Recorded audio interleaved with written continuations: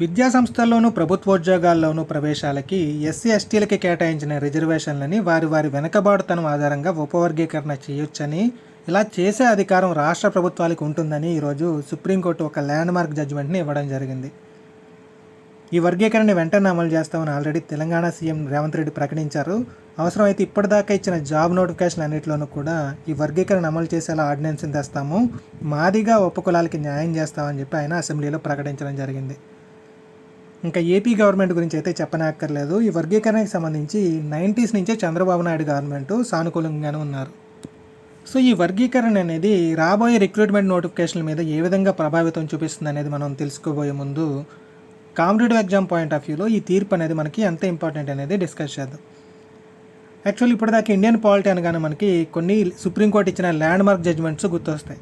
For example Keshavanand Bharati case అని, AK Gopalan case అని, శంకరీ ప్రసాద్, బేరుబారి, ఇలా రకరకాల కేసెస్ గుర్తొస్తాయి కదా. సో ఇక్కడ నుంచి రాబోయే కాంపిటేటివ్ ఎగ్జామ్లో ఈ రోజు ఇచ్చిన ఈ జడ్జిమెంట్ కూడా అంత ఇంపార్టెంట్ అనమాట. సో పైన చెప్పినట్టుగానే ఈ తీర్పుకి సంబంధించిన ముఖ్యమైన కేసు ఏంటంటే Davinder Singh versus state of Punjab case. Okay, so ఈ ఎస్సీ ఎస్టీ రిజర్వేషన్ల ఉపవర్గీకరణకు సంబంధించి సుప్రీంకోర్టు ఇచ్చిన తీర్పు ఏ కేసులో ఇచ్చిందని అడగవచ్చు. ఏ కేసు అంటే అది Davinder Singh versus state of Punjab case. అదేవిధంగా ఈ తీర్పుకు సంబంధించి E V Chinnaiah versus state of AP ఈ కేసు కూడా ఇంపార్టెంట్ మనకి. ఈ రెండు కేసెస్ గురించి మనం డిస్కస్ చేస్తాం. సో ఈ డీటెయిల్స్లోకి వెళ్ళే ముందు ఈ కేసుకి సంబంధించి కొన్ని బేసిక్స్ చూద్దాం. ఓకే, సో ఈరోజు తీర్పు ఇచ్చిన జడ్జెస్ ఎంతమంది అంటే 7 మెంబర్స్. ఓకే, సో ఈ సబ్ క్లాసిఫికేషన్ ఆఫ్ ఎస్సీ ఎస్టీస్ తీర్పు ఇచ్చిన జడ్జెస్ ఎంతమంది అని అడగవచ్చు డైరెక్ట్గా.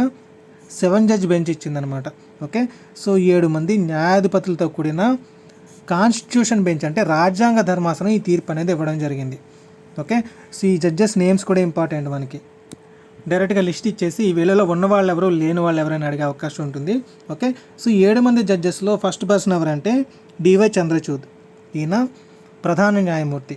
రిమైనింగ్ పర్సన్స్ ఎవరంటే బిఆర్ గవాయ్, విక్రమ్నాథ్, బేలాయం త్రివేది, పంకజ్ మిత్తల్, మనోజ్ మిశ్రా, సతీష్ చంద్ర శర్మ. ఓకే, సో ఈ ఎంతమందిలోనూ కూడా ఈ బేలాయం త్రివేది నేమ్ చాలా చాలా ఇంపార్టెంట్ మనకి. దీనికి 2 రీజన్స్ ఉన్నాయి. ఫస్ట్ రీజన్ ఏంటంటే she is the only women in this bench.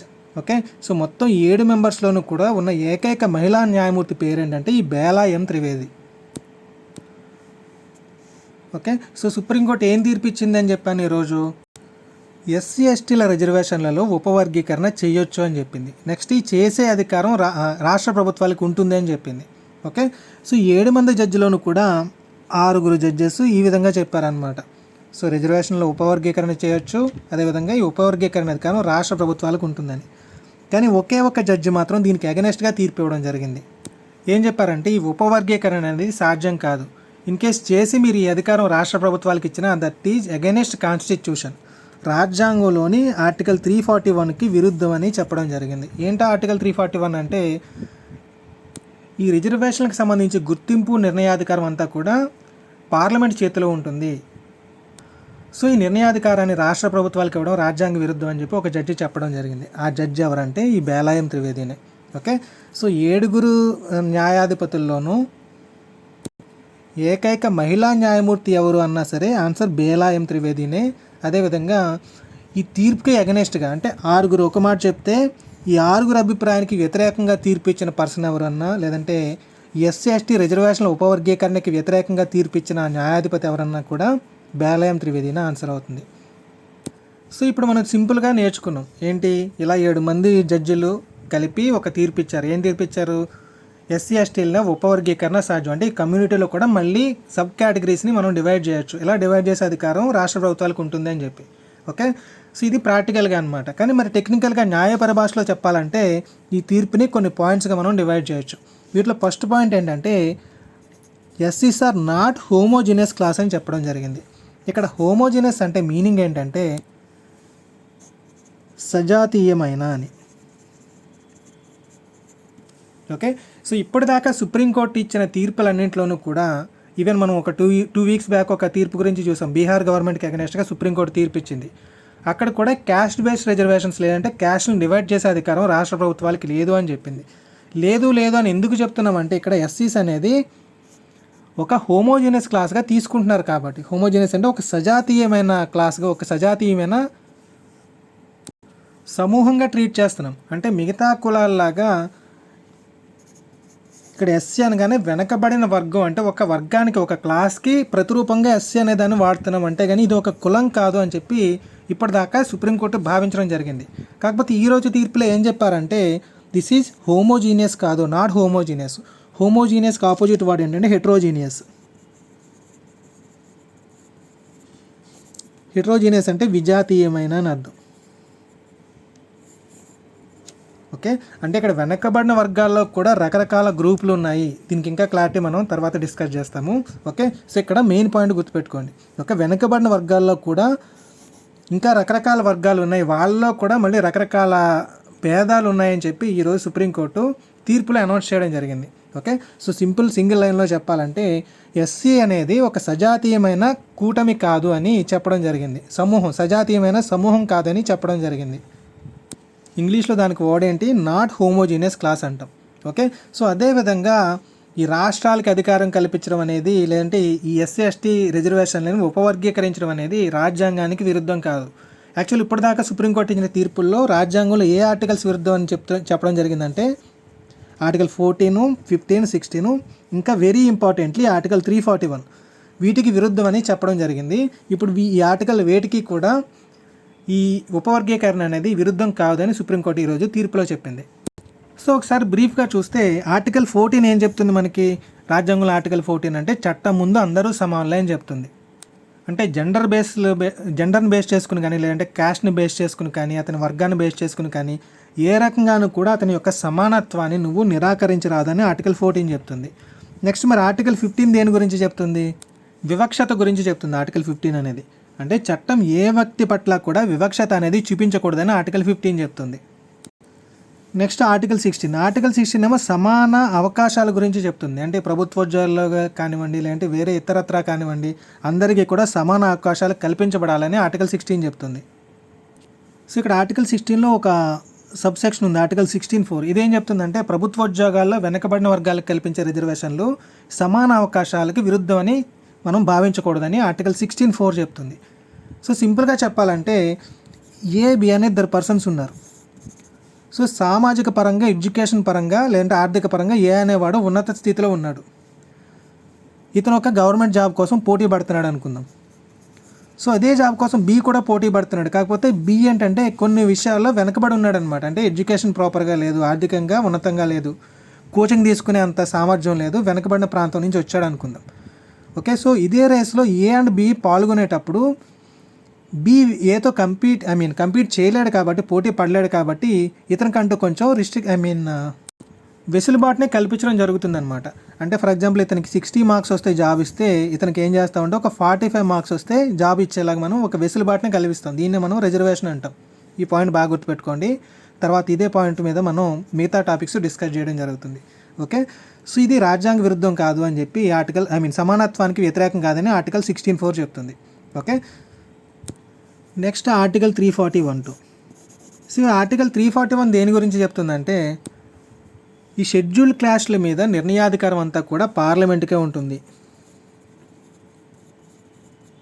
ఇంకా క్లియర్గా చెప్పాలంటే రాష్ట్రపతికి ఉంటుందన్నమాట. రాష్ట్రపతి ఆ రాష్ట్రం యొక్క గవర్నర్ యొక్క సంప్రదించడం ద్వారా, అంటే గవర్నర్ని సంప్రదించడం ద్వారా ఈ షెడ్యూల్ క్యాస్ట్ల మీద, అంటే ఈ జాబితా మీద ఏమైనా తొలగింపులు కానీ చేర్పులు కానీ చేయాలంటే రాష్ట్ర గవర్నర్ని సంప్రదించి దాని ద్వారా ఒక నిర్ణయం తీసుకుంటాడు. పార్లమెంట్ అప్రూవ్ తోటి ఇది చట్టం అవుతుంది అని చెప్పి ఆర్టికల్ 341 చెప్తుంది. సో ఇంతకుముందు ఒక 2 weeks బ్యాక్ కూడా మనం దీని గురించి డిస్కస్ చేసుకున్నాం. బీహార్ గవర్నమెంట్కి అగెనెస్ట్గా సుప్రీంకోర్టు తీర్పు ఇచ్చింది. ఏమిచ్చింది ఆ తీర్పు? సేమ్ ఈ రిజర్వేషన్ల లిస్టులో చేంజెస్ చేసే అధికారం రాష్ట్ర ప్రభుత్వాలకు లేదని చెప్పి అప్పుడు సుప్రీంకోర్టు చెప్పింది. సో రాజ్యాంగంలో ఏ ఆర్టికల్ని బేస్ చేసుకు చెప్పిందంటే ఆర్టికల్ 341 బేస్ చేసుకు చెప్పింది. ఓకే, కానీ ఈరోజు ఇచ్చిన తీర్పులో ఈ 7 judges కాన్స్టిట్యూషనల్ బెంచ్ ఏం చెప్పిందంటే ఈ రాష్ట్రాలకి ఈ అధికారం కల్పించడం కానీ, లేదంటే ఉపవర్గీకరణ చేయడం కానీ ఇవన్నీ కూడా ఈ ఆర్టికల్ 341కి అగెనెస్ట్ కాదని చెప్పడం జరిగింది. ఇది చాలా చాలా important point. Okay, so entire తీర్పులో ఎఫెక్ట్ అయ్యే ఆర్టికల్ ఏంటంటే ఆర్టికల్ 341. నెక్స్ట్ ఇంకా తీర్పులో ముఖ్యమైన పాయింట్ ఏంటంటే ఇంతకు ముందే చెప్పుకున్నట్టుగా అలౌవింగ్ స్టేట్స్, ఓకే. సో ఈ నిర్ణయాధికారం అంతటినీ కూడా రాష్ట్ర ప్రభుత్వాలకి కల్పించడం జరిగిందనమాట. అంటే ఉపవర్గీకరణ ఏ విధంగా చేయాలని. కాకపోతే ఇక్కడ సుప్రీంకోర్టు ఏం చెప్పిందంటే మీ ఇష్టం వచ్చినట్టు మీ రాజకీయ స్వలాభాల కోసం తిక్కగా చేస్తే కుదరదు. ఓకే. స్టాటిస్టిక్స్ని బేస్ చేసుకుని, అంటే నేను ఈ ఉపవర్గీకరణ చేస్తున్నాను అంటే దానికి ఏం బేసిస్ ఉండాలంటే ఈ వెనకబడిన కులాల వాళ్ళు నా రాష్ట్రంలో ఎంతమంది ఉన్నారు, వాళ్ళలో ఎంతమందికి జాబులు ఉన్నాయి, ఎంతమంది ఆర్థికంగా పురోగమించి ఉన్నారు, ఎంతమంది ఆర్థికంగా వెనకబడి ఉన్నారు, ఈ బేసిస్ అన్ని ఈ స్టాటిస్టిక్స్ని ఉపయోగించే నేను ఈ ఉపవర్గీకరణ అనేది చేయాలి. నా ఇష్టం వచ్చినట్టు చేస్తే కుదరదు. Okay. So this is allowing states అనమాట. ఓకే. నెక్స్ట్ ఇంకొక పాయింట్ అంటే ఒక జడ్జి మెన్షన్ చేసింది ఏంటంటే ఈ తీర్పులో ఎస్సీ ఎస్టీ వర్గాలకు కూడా క్రీమీ లేయర్స్ని ప్రతిపాదించడం జరిగింది. యాక్చువల్లీ ఇప్పటిదాకా క్రీమీ లేయర్స్ అనేవి మనకి ఓబీసీ కేటగిరీకి ఉంటాయి. సో సింపుల్గా ఏంటి క్రీమీ లేయర్ అంటే ఒక పర్సన్ లేదంటే ఒక కేటగిరీ వెనకబడిన తెగ నేను అనుకున్నాను అనుకోండి, నేనంటే ఇక్కడ గవర్నమెంట్. ఓకే. సో వీళ్ళకి నేను రిజర్వేషన్లు కల్పిస్తాను. కాకపోతే ఒక సెర్టన్ స్టేజ్ దాటిన తర్వాత వీళ్ళు వెనకబడిన తరగతుల స్టేజ్ నుంచి అభివృద్ధి చెందిన స్టేట్కి వచ్చేస్తారు. -2+ అనుకుందాం. సో అభివృద్ధి చెందిన స్టేట్కి వచ్చిన తర్వాత వీళ్ళకి రిజర్వేషన్ అవసరం ఉండదన్నమాట. అంటే సామాజికంగా కానీ ఆర్థికంగా కానీ వీళ్ళు అభివృద్ధి చెందిన స్టేట్కి వచ్చిన తర్వాత వీళ్ళకి రిజర్వేషన్లు అనవసరం అని నేను భావిస్తాను. అంటే నేనంటే ఇక్కడ గవర్నమెంట్. సో అలా భావించినప్పుడు వీళ్ళని రికగ్నైజ్ చేయడం కోసం నేను క్రీమీ లేయర్ అనే ఒక పాలసీని తీసుకొస్తాను. సో క్రీమీ లేయర్ ప్రకారం ఒక లిమిట్ పెట్టుకుంటాను అనమాట నేను. వీళ్ళకి సెట్ అయిన ఇన్కమ్ ఉంటే వాళ్ళు క్రీమీ లేయర్కి చెందుతారు అని చెప్పి. ఓకే. సో ఆ క్రీమీ లేయర్లో ఉన్న వాళ్ళకంటే లేదంటే ఆల్రెడీ గవర్నమెంట్ జాబ్లో ఉన్నారనుకోండి, సో ఇంకా వాళ్ళ పిల్లలు గవర్నమెంట్ జాబులు ఇవ్వాల్సిన అవసరం లేదని నేను భావిస్తాను. లేదంటే వీళ్ళు ఇంత ఆస్తి ఉంది వీళ్ళకి, సో ఇంక వీళ్ళకి రిజర్వేషన్లు ఇవ్వాల్సిన అవసరం లేదని నేను భావిస్తాను. సో అలా భావించినప్పుడు వీళ్ళకి రిజర్వేషన్లో రద్దు చేస్తాను నేను. అంటే ఇంకా వీళ్ళ ప్లేస్లో వేరే వాళ్ళకి ఆపర్చునిటీ కల్పించడం అనమాట. సో ఇప్పుడు కొత్తగా సుప్రీంకోర్టు ప్రధాన న్యాయమూర్తి చెప్పింది ఏంటంటే ఈ ఎస్సీ ఎస్టీ కేటగిరీల వాళ్ళకి కూడా క్రీమీ లేయర్స్ అంటే ఇలానే ఆర్థికంగా కానీ సామాజికంగా కానీ ఒక సెర్టైన్ స్కేల్ పెట్టుకొని ఈ స్కేల్ దాటిన వాళ్ళకి, అంటే ఆర్థికంగా ఉన్నత స్థాయిలో ఉన్న వాళ్ళకి, సామాజికంగా ఉన్నత స్థాయిలో ఉన్న వాళ్ళకి ఇంకా రిజర్వేషన్లు రద్దు చేయడం అనమాట. ఓకే. సో ఓవరాల్గా ఈ జడ్జిమెంట్కి సంబంధించిన మేజర్ హైలైట్స్ ఏంటి? SC is not a homogeneous class అని చెప్తున్నాం. అంటే సజాతీయమైన సమూహం కాదు. నెక్స్ట్ అదేవిధంగా రాజ్యాంగంలోని ఆర్టికల్స్ 14, 15, 16, 341కి అగెనెస్ట్ కాదు. రాష్ట్రాలకి నిర్ణయాధికారం. క్రీమీ లేయర్ ప్రపోజల్స్ అంటే ఆర్థికంగా సామాజికంగా ఉన్నత స్థాయిలో ఉన్న ఎస్సీ ఎస్టీలకి ఇంకా రిజర్వేషన్ల రద్దు. నెక్స్ట్ ఈ తీర్పుకి అంతటికీ కారణమైన ముఖ్యమైన కేసు ఏంటని చెప్పాను, Davinder Singh versus state of Punjab case 2020. ఈ కేసు గురించి కూడా మనం తెలుసుకోవాల్సి ఉంటుంది. సో అసలు ఈ కేసు ఏంటంటే, ఈ కేసు ఎక్కడ స్టార్ట్ అయిందంటే పంజాబ్ గవర్నమెంట్ దగ్గర స్టార్ట్ అయింది, పంజాబ్ రాష్ట్రంలో. ఈ పంజాబ్ గవర్నమెంట్ ఏం చేసిందంటే 2006వ సంవత్సరంలో ఎస్సీలకి ఒక స్పెషల్ రిజర్వేషన్ కల్పించడం జరిగింది. యాక్చువల్లీ ఎస్సీలో రకరకాల కమ్యూనిటీస్ ఉంటారు కదా, వీళ్ళలో ఒక 2 వర్గాలు బాగా వెనకబడినాయి అని చెప్పి పంజాబ్ గవర్నమెంట్ భావించడం జరిగింది. ఏంటంటే ఆ వర్గాలు వాల్మీకి, తెలుగులో వాల్మీకి అని చెప్పొచ్చు. నెక్స్ట్ సెకండ్ వచ్చేసి మహజబీ సిక్స్. సో ఈ వాల్మీకి మేజబీ సిక్కులు ఎస్సీ కేటగిరీల్లోనే ఇంకా వెనకబడిన తరగతులు అని చెప్పి పంజాబ్ గవర్నమెంట్ భావించి టోటల్ ఎస్సీకి ఇచ్చే రిజర్వేషన్లో 50% ఈ 2 వర్గాలకి కల్పించాలని డిసైడ్ అయింది. సో దీనికి సంబంధించి ఒక ఆర్డినెన్స్ పాస్ చేసింది. ఎప్పుడు ఇదంతా అంటే 2006లో. ఓకే. సో టోటల్ ఎస్సీకి ఒక 10% రిజర్వేషన్ ఉందనుకోండి, ఆ 10%లోనూ 5% రిజర్వేషన్ ఈ 2 కమ్యూనిటీస్కే కల్పించడం జరుగుతుందన్నమాట. వాల్మీకి కమ్యూనిటీ ఇంకా మహజబీ 6 కమ్యూనిటీస్కి. ఓకే. రిమైనింగ్ 5% రిమైనింగ్ ఎస్సీ కేటగిరీకి కల్పించడం జరుగుతుంది. సో ఆబ్వియస్లీ రిమైనింగ్ 5% వాళ్ళు గోల్ పెట్టారనమాట. ఎందుకంటే మాకు వచ్చే రిజర్వేషన్ తగ్గిపోతుందని చెప్పి వీళ్ళు కోర్టుకి వెళ్ళడం జరిగింది. ఏ కోర్టుకి వెళ్ళారు? హైకోర్టుకి, పంజాబ్ హర్యానా హైకోర్టు. ఈ పంజాబ్ హర్యానా హైకోర్టుకి వెళ్ళినప్పుడు ఈ పంజాబ్ హర్యానా హైకోర్టు 2010లో ఒక తీర్పు ఇచ్చింది. సో యాక్చువల్లీ మనం కాన్స్టిట్యూషన్లో సుప్రీంకోర్టు గురించి చెప్పుకునేటప్పుడు supreme court is court of records అని చెప్తాం. అంటే సుప్రీంకోర్టు ఇచ్చిన తీర్పులు రాబోయే రోజుల్లో సుప్రీంకోర్టుకి ఇంకా సుప్రీంకోర్టు కన్నా కింద స్థాయి హైకోర్టులకి కూడా రిఫరెన్స్ల కింద వర్క్ అవుతాయి. ఓకే.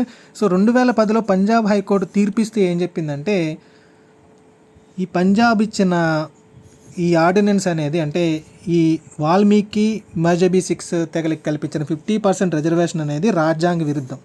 దేని బేసిస్గా చెప్తుందంటే పంజాబ్ హర్యానా కోర్టు రాజ్యాంగ విరుద్ధం అని 2004వ సంవత్సరంలో సుప్రీంకోర్టు ఇచ్చిన తీర్పుకి ఆధారంగా చెప్తుందనమాట. సో 2004లో supreme court EV Chinnaiah versus state of Andhra Pradesh కేసులో తీర్పు ఏమిచ్చిందంటే ఇలా ఈ ఉపవర్గీకరణ కానీ లేదంటే ఈ రిజర్వేషన్స్లో వేలు పెట్టడం కానీ రాష్ట్ర ప్రభుత్వాల పని కాదు, ఎలా చేస్తే అది రాజ్యాంగ విరుద్ధం అని చెప్పింది.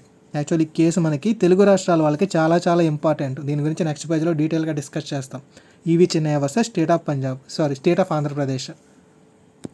ఓకే, సో ఈ తీర్పుకి ఆధారంగా ఈ పంజాబ్ అండ్ హర్యానా హైకోర్టు 2010లో ఈ పంజాబ్ గవర్నమెంట్ యొక్క ఈ ఆర్డినెన్స్ని కొట్టేసింది అనమాట. ఈ 50% రిజర్వేషన్ ఇస్తూ చేసిన ఆర్డినెన్స్ని కొట్టేసింది.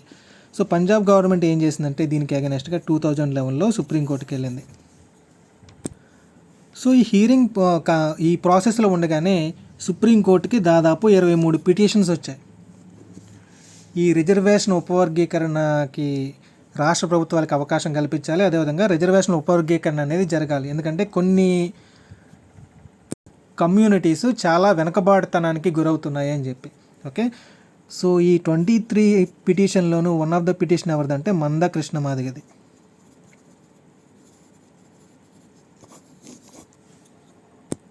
ఓకే, సో 2011 నుంచి హీరింగ్స్ అనేవి జరుగుతున్నాయి. సో దీనికి సంబంధించి 2020లో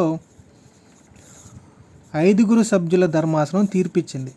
యాక్చువల్లీ తీర్పు కూడా అనకూడదు, దీన్ని ఏం చేసిందంటే ఈ EV Chinnaiah versus state of Andhra Pradesh 2004లో సుప్రీంకోర్టు ఇచ్చిన తీర్పు రాంగు అని చెప్పి డిసైడ్ అయ్యి, కానీ దీని మీద జడ్జి చేసే అధికారం మాకు సరిపోదు, ఎందుకంటే మాది 5 జడ్జెస్ బెంచే. ఈవి చిన్నయ్య కేసులో తీర్పు ఇచ్చింది కూడా 5 జడ్జెస్ బెంచే. సో అందుకని దీన్ని ఏం చేసిందంటే 7 జడ్జెస్ బెంచ్కి రిఫర్ చేసింది. సో సింపుల్గా చెప్పాలంటే 2020వ సంవత్సరంలో 5 సభ్యుల ఈ న్యాయస్థానం లేదా ధర్మాసనం దీన్ని 7 సభ్యుల ధర్మాసనానికి పునఃసమీక్షించాలని చెప్పి బదిలీ చేయడం జరిగిందనమాట. సో ఈ 7 సభ్యుల ధర్మాసనం ఈరోజు అంటే 2024 ఆగస్టు 1న ఈ తీర్పు అనేది ఇవ్వడం జరిగింది. యాక్చువల్లీ తీర్పిచ్చే ముందు యాక్చువల్లీ సుప్రీంకోర్టు ఈ 7 జడ్జ్ మెంబర్స్ కూడా కేంద్ర ప్రభుత్వం ఒపీనియన్ కూడా కనుక్కోవడం జరిగింది.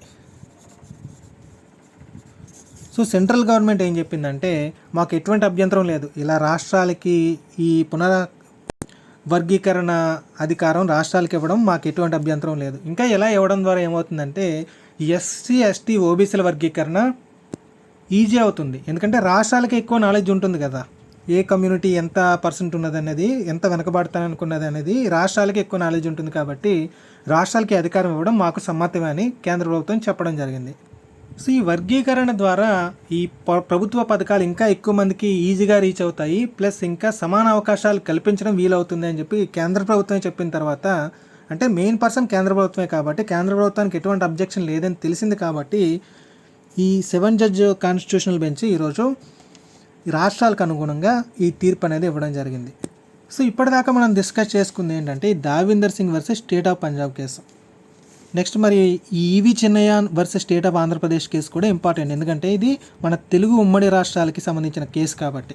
సో ఇప్పుడు దీని గురించి కూడా మనం బ్రీఫ్గా తెలుసుకుందాం. యాక్చువల్లీ మనకి హిందూ వర్ణ సిస్టంలో 4 వర్ణాస్ ఉంటాయి. ఏంటవి? బ్రాహ్మణ, క్షత్రియ, వైశ్య, శూద్ర. ఓకే, సో ఈ 4 వర్ణాలు కాకుండా ఇంకొక వర్ణం ఉంటుంది, దాన్ని మనం పంచమ వర్ణం అంటాం, పంచమాస్. సో బ్రిటిష్ వాడు వచ్చిన తర్వాత ఈ పంచములను మళ్ళీ 2 పార్ట్స్గా డివైడ్ చేశాడు, దళితులు, ఆదివాసీలు అని చెప్పి. మన తెలుగు రాష్ట్రాల వరకు తీసుకుంటే ఈ దళితుల్లో మళ్ళీ 2 పార్ట్స్గా మనం డివైడ్ చేసుకున్నాం, మాలా, మాదిగా. ఈ ఆదివాసీల్లో కూడా మళ్ళీ 2 పార్ట్స్, లంబాడీలు, ఆదివాసీలు అంటాం. సో రాజ్యాంగ పరిభాషలో చెప్పాలంటే వీళ్ళు ఎస్సీలు, వీళ్ళు ఎస్టీలు. ఓకే, సో సామాజిక పరంగా వీళ్ళని వెనుకబడిన వర్గాల కింద మనం ఎందుకు కన్సిడర్ చేసామంటే ఈ అగ్రవర్ణాల వాళ్ళు వీళ్ళకి సమాన అవకాశాలు కల్పించలేదు కాబట్టి చాలా రోజులు వీళ్ళని తొక్కేశారు కాబట్టి. ఓకే, సో వీళ్ళు వెనకబడి ఉన్నారు సామాజికంగా, ఆర్థికంగా.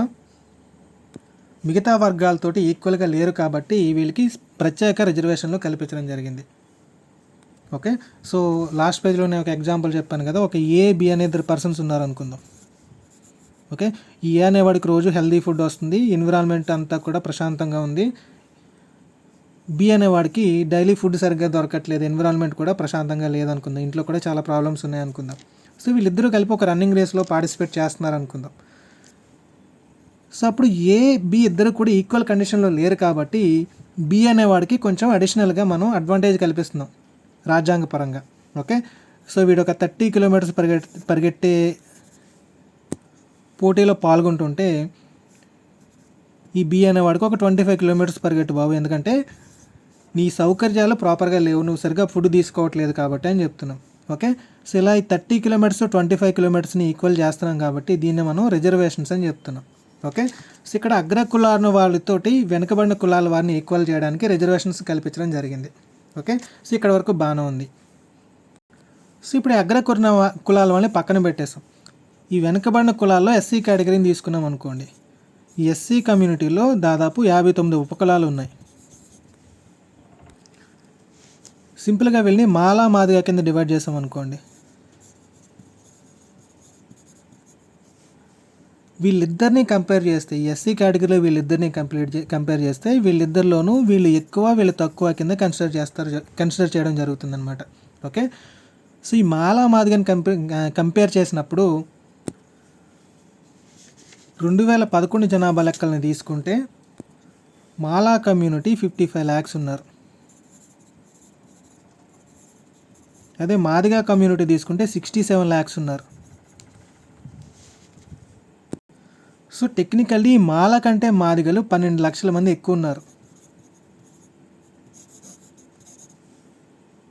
కానీ సామాజిక పరంగా చూసుకుంటే ఈ రిజర్వేషన్స్ వల్ల ఎక్కువ లబ్ధి పొందేది మాలా కమ్యూనిటీ అని మాదిగ వర్గం భావించడం జరుగుతుంది. యాక్చువల్లీ దీనికి ఒక రీజన్ కూడా ఉంది. ఆంధ్ర సైడ్ అంతా కూడా ఎక్కువ మాలా కమ్యూనిటీ ఉంటారు, తెలంగాణ సైడ్ ఈ మాదిగ కమ్యూనిటీ ఎక్కువ అనమాట. ఓకే, సో ఈ తెలంగాణ వాళ్ళంతా నిజాం పరిపాలనలో ఉండడం వల్ల వీళ్ళు వెనకబడతానికి గురై వెనకాల ఉండిపోయారు. ఇక్కడ బ్రిటిష్ పరిపాలనలో వీళ్ళు కొంచెం డెవలప్ అవ్వడం జరిగింది. తర్వాత రాజ్యాంగం చేకూర్చిన లబ్ధిని కూడా వీళ్ళు కొంచెం యూటిలైజ్ చేసుకొని ఈ రిజర్వేషన్స్ అవి ప్రాపర్గా యూటిలైజ్ చేసుకుని కొంచెం డెవలప్ అవ్వడం జరిగింది. సో మళ్ళీ ఇక్కడ ఈ రన్నింగ్ రేసు. సో ఇప్పుడు ఈ మాలా కమ్యూనిటీని మనం ఏ అనుకుంటాము, మాదిగ కమ్యూనిటీని బి అనుకుంటాం. సో వీళ్ళిద్దరికి రన్నింగ్ రేస్ పెట్టినప్పుడు వీళ్ళకంటే వీళ్ళు కొంచెం వెనకబడి ఉన్నారు కాబట్టి వీళ్ళకి రిజర్వేషన్స్ కావాలని చెప్పి ఈ మాదిగ కమ్యూనిటీ అడుగుతుంది. ఓకే, సో వీళ్ళలో ఒక పర్సన్ వచ్చాడనమాట. ఆ పర్సన్ పేరంటే మందకృష్ణ. ఈ మందాకృష్ణ అనే పర్సన్ 1994లో ఒక మూమెంట్ని స్టార్ట్ చేశాడు. దాన్ని మాదిగ దండోరా మూమెంట్ అంటారు. యాక్చువల్లీ ఫ్రాంక్గా చెప్పాలంటే 1994 ఈ టైం వరకు కూడా మాదిగ అనేది ఒక తిట్టు పదంలా భావించడం జరిగేది. ఓకే, కానీ ఈ మందాకృష్ణ ఏం చేశాడంటే ఇది మా ఐడెంటిటీకి చిహ్నం అని చెప్పి దీన్ని సర్నేమ్ లాగా పేరు చివర ధరించడం మొదలుపెట్టాడు. సో అప్పటి నుంచి ఈయన మందాకృష్ణ మాదిగ రికగ్నైజ్ అయ్యాడు. ఒక పార్టీని కూడా స్థాపించడం జరిగింది, MRPS అని చెప్పి, మాదిగ రిజర్వేషన్ పోరాట సమితి. సో ఈయన ఏం చెప్తున్నాడంటే దళితుల్లోనే ఒక వర్గం మరొక వర్గాల ప్రయోజనాల్ని సొంతం చేసుకుంటుంది, అందుకని మేము చాలా వెనకబడి ఉన్నాం కాబట్టి మాకు సమానత్వం కావాలి, అంటే మాకు స్పెషల్ రిజర్వేషన్స్ కావాలని చెప్పి ఈయన 1994 నుంచి కూడా ఒక ఉద్యమం లాగా స్టార్ట్ చేశాడు. సో ఈయన స్టార్ట్ చేస్తేనే అప్పటి నుంచి కూడా పేరు చివర మాదిగ అనేవాడు యూజ్ చేసుకోవడం మొదలెట్టారు. దీన్ని వీళ్ళు ఐడెంటిటీ కింద భావించడం మొదలెట్టారనమాట. సో అప్పటిదాకా ఉన్న మిస్కన్సెప్షన్ అంటే ఈ మాదిగ అనేది తక్కువ జాతి పదం అన్న ఒక మూఢనమ్మకం ఈయన వచ్చిన తర్వాత కొంచెం తగ్గిందనమాట. ఓకే, సో ఈ మూమెంట్ అనేది 1994 నుంచి కూడా కొంచెం ఉధృతమయ్యి 1996కి ఏం చేసిందంటే స్టేట్ గవర్నమెంటు, యాక్చువల్ అప్పుడు ముఖ్యమంత్రి ఎవరంటే చంద్రబాబు నాయుడు. సో ఈయన ఏం చేశారంటే ఒక కమిటీని ఏర్పాటు చేశారు, జస్టిస్ రామచంద్రరాజు కమిషన్ అని చెప్పి. సో ఈ కమిటీ నివేదిక ఇచ్చిందనమాట. ఏం చెప్పిందంటే ఈ కమిటీ యాక్చువల్లీ ఈ మాదిగలు చెప్పేది నిజమే, ఎందుకంటే వీళ్ళు ఈ ఎస్సీ కమ్యూనిటీలోనే కొంచెం వెనకబడి ఉన్నారు. సో వీళ్ళ వెనకబాటుతనం ఆధారంగా ఈ ఎస్సీ కేటగిరీలోనే మళ్ళీ 4 వర్గాల కింద మనం డివైడ్ చేస్తే బాగుంటుంది అని చెప్పి ఈ రామచంద్రరాజు కమిషన్ నివేదిక ఇచ్చింది. ఓకే, సో అప్పుడు ఎస్సీకి కల్పించే రిజర్వేషన్లు ఎంతంటే 15%. ఈ 15%లోనూ కూడా మళ్ళీ 4 కేటగిరీస్ కింద డివైడ్ చేసి కేటగిరీ ఏకేమో 1%, కేటగిరీ బీకేమో 7%, కేటగిరీ సికేమో 6%, కేటగిరీ డికేమో 1% రిజర్వేషన్స్ కల్పించాలని చెప్పి ఈ కమిషన్ చెప్పడం జరిగింది. ఓకే, సో ఈ కమిటీ నివేదికల ఆధారంగా ఆంధ్రప్రదేశ్ ప్రభుత్వం ఒక ఆర్డినెన్స్ తీసుకొచ్చింది, ఆంధ్రప్రదేశ్ షెడ్యూల్ క్యాస్ట్ యాక్ట్ 2000 అని చెప్పి. Okay, schedule caste acts rationalisation and reservation act 2000. Okay, so సింపుల్గా చెప్పాలంటే ఈ ఎస్సీ కేటగిరీలో సబ్ కేటగిరీస్ కూడా వాళ్ళ వెనుకబాటుతనానికి ఆధారంగా రిజర్వేషన్స్ ఫలాలను అందించాలని చెప్పి స్టేట్ గవర్నమెంట్ తీసుకొచ్చిన చట్టం అనమాట ఇది 2000 సంవత్సరంలో. సో దీని మీద ఈ మాల సామాజిక వర్గం కోర్టుకు వెళ్ళింది. సో ఈ మాల సామాజిక వర్గం వెర్షన్ ఏంటంటే, ఈ ఎస్సీల వర్గీకరణ పేరుతోటి మా కమ్యూనిటీని విచ్ఛిన్నం చేస్తున్నారు, అంతే కదా. యాక్చువల్లీ ఇక్కడ సబ్ కేటగిరీస్ కింద డివైడ్ చేసేస్తున్నాం, సో మళ్ళీ మాలో మేము కొట్టుకునేలా చేస్తుంది గవర్నమెంట్ అని చెప్పి ఈ మాల సామాజిక వర్గం కోర్టుకు వెళ్ళింది. మాదిగ కమ్యూనిటీ వాళ్ళకి వాళ్ళ కులాలకు ఆధారంగా ప్రభుత్వం వారు రకరకాల లబ్ధి చేకూరుస్తున్నారు, మళ్ళీ దాంతోపాటు రిజర్వేషన్స్ కూడా మాకు పోటీ వస్తున్నారు. ఇది కాకుండా ఇప్పుడు మళ్ళీ వాళ్ళకి స్పెషల్ రిజర్వేషన్స్ కల్పిస్తే అన్యాయం అయిపోయేది మా మాల సామాజిక వర్గం అని చెప్పి వీళ్ళు కోర్టుకు వెళ్ళడం జరిగింది. ఓకే, సో ఈ కోర్టులో సుప్రీంకోర్టు ఏమని తీర్పిచ్చిందంటే, E V Chinnaiah versus Andhra Pradesh state government కేసులో, యాక్చువల్లీ ఇది 2004, ఎస్సీ వర్గీకరణ అధికారం రాష్ట్ర ప్రభుత్వాలకి లేదు అంటే ఈ ఆంధ్రప్రదేశ్ షెడ్యూల్డ్ క్యాస్ట్ యాక్ట్ 2000 అనేది చెల్లదు. నెక్స్ట్ ఇక్కడ ఎస్సీ అనేది ఒక క్యాస్ట్ కాదు, ఇది ఒక క్లాస్ మాత్రమే అని supreme court EV Chinnaiah versus state of Andhra Pradesh కేసులో తీర్పు ఇచ్చింది. ఎప్పుడు ఇచ్చిందంటే 2004 సంవత్సరంలో ఇచ్చింది. ఈ 2004 నుంచి ఇప్పటిదాకా అంటే ఈ గత 20 సంవత్సరాలుగాను కూడా ఈ కులాలకు సంబంధించి ఏ తీర్పు ఇచ్చినప్పుడైనా సరే ఈ తీర్పుని రిఫరెన్స్గా తీసుకోవడం జరుగుతుంది, E V Chinnaiah versus state of AP కేసుని. కాకపోతే ఈరోజు ఇచ్చిన తీర్పు, ఈ Davinder Singh versus state of Punjab కేసులో ఇచ్చిన తీర్పు ఈ తీర్పుకి అగనెస్ట్ అనమాట. అంటే ఇప్పుడు ఈ తీర్పు ఇంకా చెల్లుబాటు కాదు అని సుప్రీంకోర్టు చెప్పడం జరిగింది ఈరోజు. సో ఈవి చిన్నయ్య అంటే స్టేట్ ఆఫ్ ఆంధ్రప్రదేశ్ గుర్తుపెట్టుకోవాలి, దావిందర్ సింగ్ అంటే స్టేట్ ఆఫ్ పంజాబ్ గుర్తుపెట్టుకోవాలి. సో ఇప్పుడు తీర్పు పరంగా మనకి రాబోయే రోజుల్లో ఏం జరుగుతుందంటే, ఎస్సీ కేటగిరీలో మళ్ళీ